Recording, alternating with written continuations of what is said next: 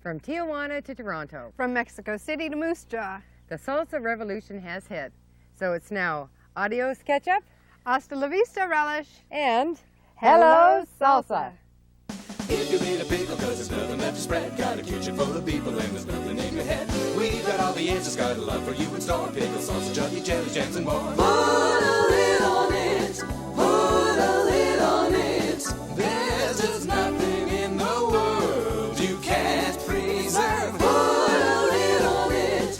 Put a lid on it. And sit back and get the praise that you deserve.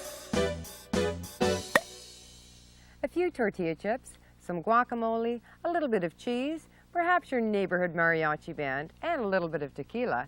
And very soon that big bowl of salsa that you put out is gone. Welcome to Put a Lid on It. The series that teaches you how easy, inexpensive, and fun preserving can be. Today we're going south of the border. Now you can go Mex, Tex-Mex, or Saskatchewan Mex. It's all becoming a way of life. Today we're going to show you how to make 3 salsas. A basic chunky salsa, a garden patch salsa, and a fruit-based salsa. It's papaya mango. Now, in North America, the fastest selling condiment is now salsa. So you're not going to want to miss these recipes. Stay with us, and we'll see you in the kitchen in a moment.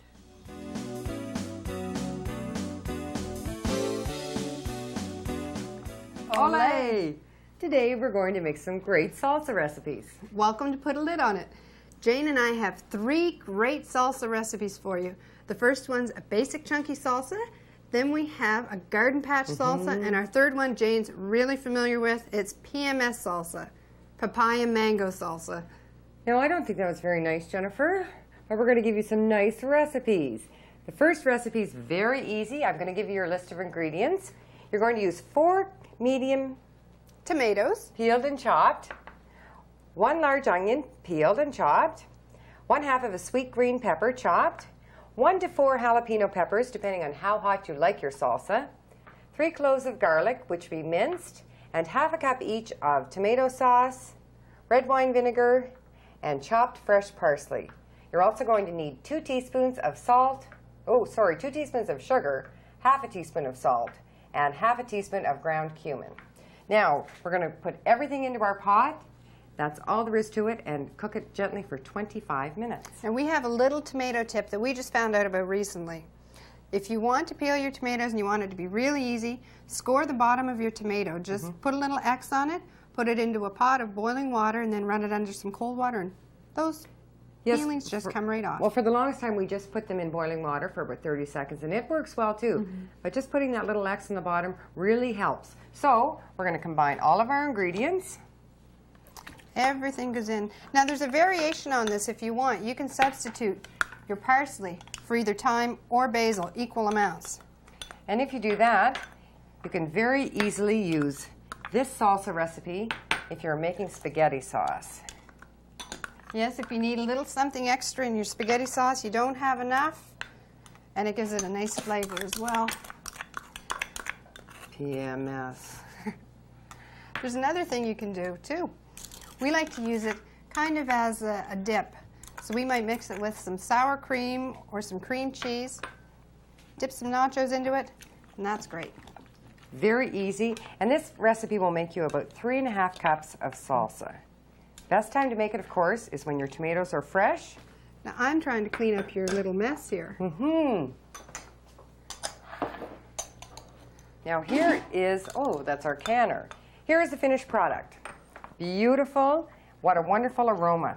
Now, we're going to put this in our jars. As I said, this makes about 3.5 cups, and you have to process it in a boiling water bath for a minimum of 20 minutes. So I'll 20 minutes is perfect. And if you want your salsa a little thicker, you can use plum tomatoes, Italian plum tomatoes. They don't have quite as much liquid in it. Perfect. And there's a jar. Now I just need a jar of filler, and we're away at the races. A ladle would work well too. So this is exactly a 1-cup jar that we're filling. Now, something else you're going to want to do is have a look at your jar and see. Now, you can see here there's a little air bubble. So we want to try to remove all of those pockets of air before we put our lid on. So because she did that, I need to readjust the headspace just a little bit. Fill it up a little more. So that looks great and it smells wonderful. So I'm going to wipe my rim. There's the ring, Jen. That's good. I'll stand at the ready. Now, these snap lids have been simmering gently for 5 minutes according to the manufacturer's directions. So we'll get a good seal. So we're going to process that in our boiling water bath for 20 minutes, making sure that the water covers our jar by at least 1 inch. Now we're going, that was well timed. We're going to combine a little bit of an Italian recipe with a Mexican recipe because we're going to show you how to make a Mexican vegetarian pizza. Right. So we have one 12-inch crust here. Now you can use a large flour tortilla or you can make your own crust and that's good. We have 2 cups of mozzarella cheese.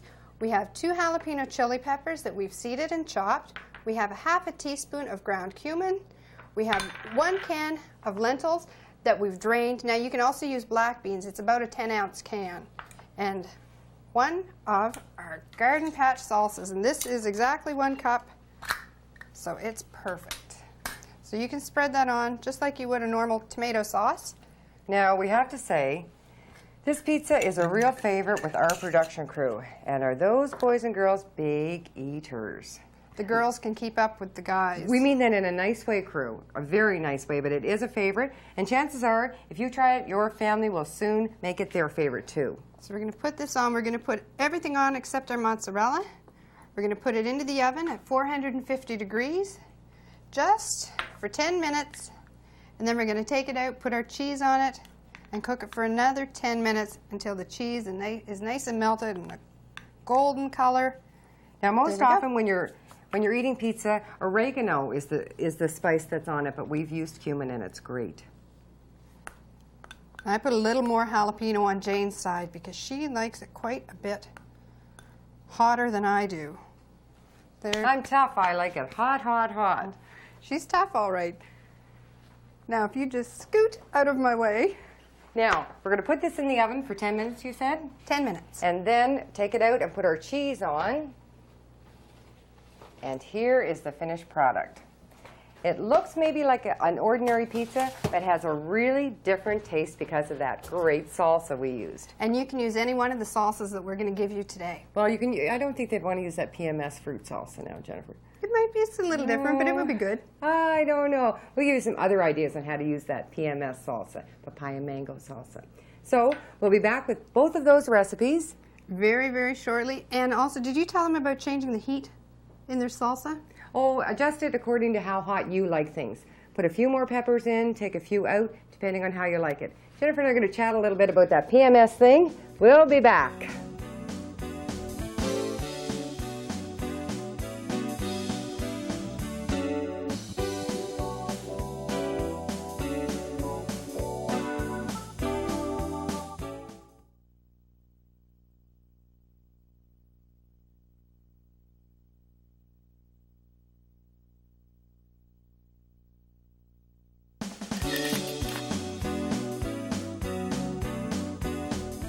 Since Jane and I are giving you those great salsa recipes, we thought maybe we should give you some great ideas on how to decorate the lids of those preserves. So I'm going to do a couple of things here. First, we need some scrap fabric, maybe the plastic lid off an ice cream container, some lace, and a pair of scissors. So I take our ice cream container lid, and this is some scrap fabric. I'm going to turn it over, and I'm going to trace this circle on it. We want to cut that out. Now you can use pinking shears or regular scissors. The pinking shears will kind of give you a rough edge, but it seals it so that you don't have any frays. Now we're going to cut that out, and I have one that's ready, but our ice cream lid is going to do double duty this morning. We're going to put some paint into our tray, and I'm going to take the lid off our salsa. Now you can see that's sealed, so it doesn't matter if I take the ring off. So we're going to paint this, and just paint it all over. And you might want to only paint half and then go back after it dries and paint the other half. So you can see that it goes on quite nice, and it's water-based, so it'll wash off if you happen to get any on your hands or anywhere else that you don't want it. Now, here's our fabric. This is the one we've cut out, and we put that on, take our ring, put it on the top, and turn it around till it's on nice and firm. And you pull, kind of fluff your fabric out. And then this is the lace that we've picked. We're going to tie that around our screw band. And you can make a bow or you can tie it in a knot. Now I have one here that's a variation on this.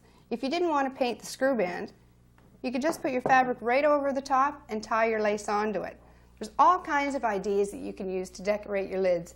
This is just a couple. Use your imagination and go wild. It will look beautiful. Welcome back to our second segment of Put a Lid on It. We're going to show you some more sensational salsas. The first one's going to be a garden patch salsa that I'm going to show you, and then I'm going to show you that papaya mango salsa. That's what we decided we're going to call it from now on. We had a nice little discussion. It's now papaya mango salsa. Right, Jennifer? Sure, Jane. All right. Where you go with your recipe? For our recipe of the garden patch salsa, we need 6 cups of tomatoes that we've peeled and chopped. We need 4 jalapeno chili peppers that we've seeded and chopped. We need a cup of onion, carrot, and zucchini. We've chopped the onion, shredded the carrot and zucchini. We need a half a cup of yellow and green peppers, a half a cup of fresh chopped parsley, a half a cup of white vinegar. We need a third of a cup of tomato paste, and we use a quarter cup of fresh oregano, which we've chopped, or you can use a tablespoon of dried, it's optional. 2 cloves of garlic, which we've minced, and a half a teaspoon of pickling salt. A lot of ingredients. One ingredient that's not in there is sugar, but you wouldn't believe how delicious it tastes. You don't even need sugar. This is a really low-fat salsa. Now everything in one pot? Everything into one pot. This is going to go onto the stove. We're going to bring it to a boil, and then we're going to simmer it just gently for half an hour. We want it to get nice and thick. And you'll see a difference between the pot that I'm putting on and the pot that I'm taking off. The volume goes down quite a bit, much like Jane. She gets awfully quiet sometimes. Well, I was just thinking, how much does this recipe make? This makes 5½ cups, and we're going to process it for 20 minutes. Now, Jane and I have decided that we're going to give salsa baskets away at Christmas. We're going to use maybe you shouldn't have told that. Maybe not. Well, now that you've let that out of the bag, we'll tell you we're going to put 1 jar of our basic chunky salsa, garden patch salsa, papaya mango salsa, in a nice fancy bowl or a basket. And we're also going to include a couple of jars of our pickled jalapeno chili peppers. We'll have those on another show. Great idea, really, for a different kind of Christmas present. Now I'm just going to show the difference on how it looks. Oh, or all it right. was. So you can see there's a big difference in the looks of the start product to our finished product. So we're going to take that, and this is going to go into our jars that have been put into our hot water bath that Jane's going to get. Now we're using large jars. 1 jar filler. For this garden patch salsa. This recipe is great as an accompaniment to burgers or barbecued chicken, or you can use it as a zesty dip, or you can even use it as a low-fat topping on your baked potato. Now, I could really use a ladle, but I could do this. It could take a little longer. Well, since we've made up, I think I'll help you. That's a good girl. Now we're going to, I'll just put a little bit more in, Jen. Just a tiny bit more. We're going to do the same thing. We're going to run a spatula Down or the a clean side, spoon. and that's going to remove the air bubbles. There. So that's pretty Now good. our next step, of course, is wipe the rim. You always want to wipe your rim before you put on your snap lids, which have been simmering gently for 5 minutes, according to the manufacturer's directions. A ladle and a screw band. Now this recipe of Jennifer's has to be processed for 20 minutes. 20 minutes in our water bath canner. Now I'm going to take all of this stuff away while you do your recipe. All right. Now, for papaya mango salsa, what you're going to need, you're going to take 1 papaya and you're going to peel it, chop it, and seed it. The same thing with your mango. 1 mango, peeled, seeded, and chopped. 1 very finely chopped jalapeno pepper. You take the juice and the rind from 1 lime, and also now to get the most juice out of a lime or a lemon or an orange, you want to put them in the microwave and microwave them for 20 seconds. You get a lot more juice that way. You're also going to use a 1/4 cup of pineapple juice, 1 tablespoon of crystallized ginger, 1 tablespoon of rice wine vinegar, 1/4 teaspoon of pickling salt, and 2 tablespoons of fresh mint. Now everything except my mint is going into my pot. So, I noticed you moved that away so I wouldn't put it in your pot. well, you know, I thought just in case she gets overly ambitious and decides to put that in. Now this recipe is a little different from Jennifer's in that we're only going to put it onto the stove, bring it to a boil, then we're going to simmer it gently for 1 minute. Did you see how I reached for that mint? So maybe it wasn't Jennifer I was worried about. I'm always worried about you. Here you go. Last one. So you want to stir it up. This is such a beautiful colored salsa, and fruit salsa is becoming very popular. Actually, salsa is the most popular condiment in North America now. I'm just showing the difference. Oh, showing the difference, all right. Mm-hmm. Now is when we're going to stir in our mint. Do you want to do the final step? All right. Now I was going to say too, that in case you don't know how to serve a fruit salsa, you might want to serve it with any meat dish, really delicious. Mm-hmm. And our director likes to eat it straight out of the jar, which I guess is a great idea. That's And a I'm great going to idea. get you a jar. Eating it straight out of the jar. But it is delicious, and you might want to do that. Now my recipe is going to make 2 half-pint jars. Get a jar filler. Jar filler. Oh, and since you got me a ladle. I don't think we could live without the jar fillers, because what a mess we could make and We have can even made. make a mess with a jar filler. Yes, we've done that the odd time too. There you go. Now, same thing, I'm going to, oh, actually, Jen, how We about need a another? little more? Yeah, a little bit more. Okay. You get a lid. Get a lid. ladle? Get a lid. Get a lid. You want to put a lid on it. Oh, now I was a little too ambitious. Well, Well, scoop a that's- little of that out. Oh, mercy. There we go. Well, speaking of making a mess, I guess Jennifer can make a mess even if she doesn't have a jar filler. We're going to wipe that rim, put my snap lid on. You're going to process this papaya mango salsa for 20 minutes.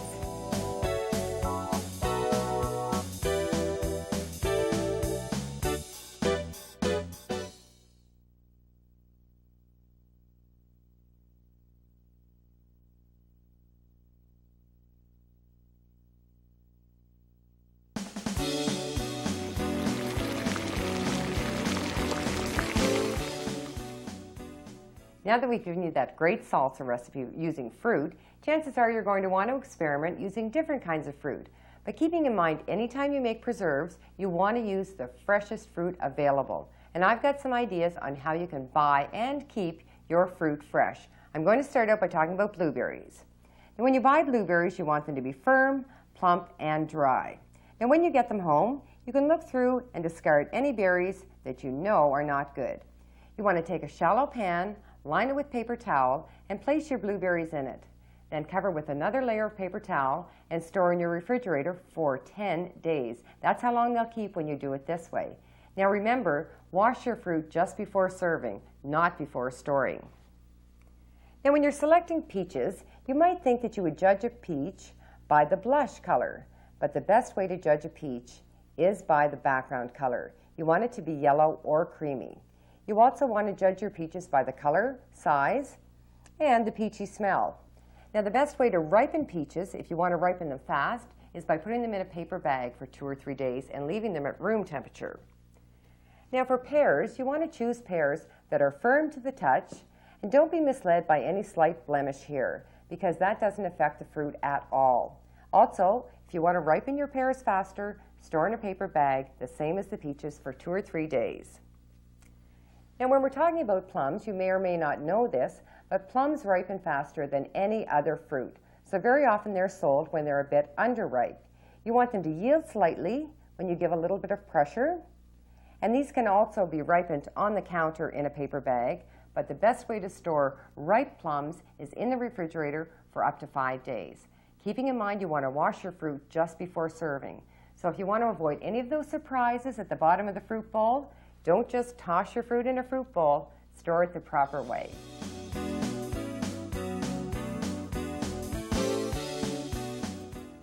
To make 3½ cups of basic chunky salsa, you need 4 medium peeled tomatoes chopped, 1 medium onion chopped finely, 1/2 of a sweet green pepper chopped, 1 to 4 jalapeno chili peppers, halves seeded and chopped, 3 cloves of minced garlic, 1/2 cup of tomato sauce, 1/2 cup of red wine vinegar, 1/2 cup of chopped fresh parsley, 2 teaspoons sugar, 1/2 teaspoon salt, 1/2 teaspoon ground cumin. Combine all ingredients in a large pot, bring to a boil over high heat, reduce the heat and boil gently for about 25 minutes. Fill your jars, and for half-pint jars, they must be processed for 20 minutes.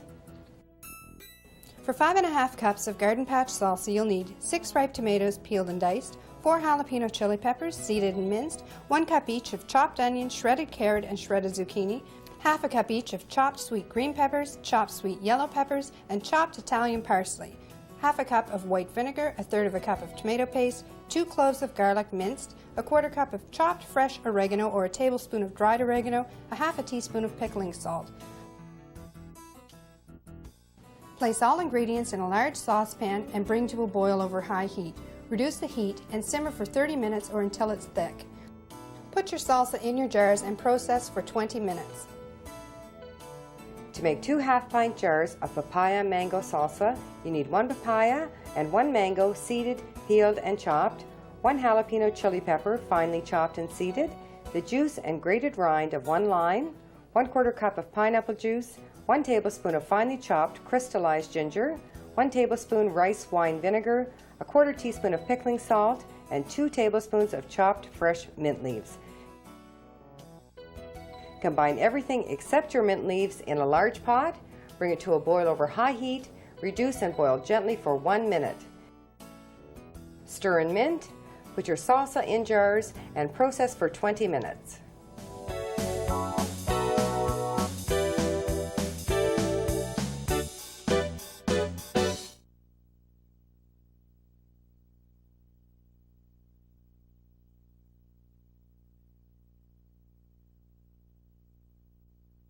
Thanks for joining us today on Put a Lid on It. We've had a great time showing you how to make those sensational salsas. The basic chunky salsa, the Garden Patch salsa, and the papaya mango salsa. And don't forget that wonderful Mexican pizza recipe. Now, the nice thing about making preserves is you can always make a little extra. And the place you might want to take those extra preserves is a woman's shelter. They will really appreciate knowing that someone was thinking about them. Now, our next show is Fixins for the Barbecue, and we're going to show you how to make some flavored mustards, our secret barbecue sauce, and sunshine relish. Now, those recipes aren't just for the barbecue season, though. They're so great you're going to want to make them and use them all year round. So thanks very much for joining us today. We have had a fabulous time. Adios.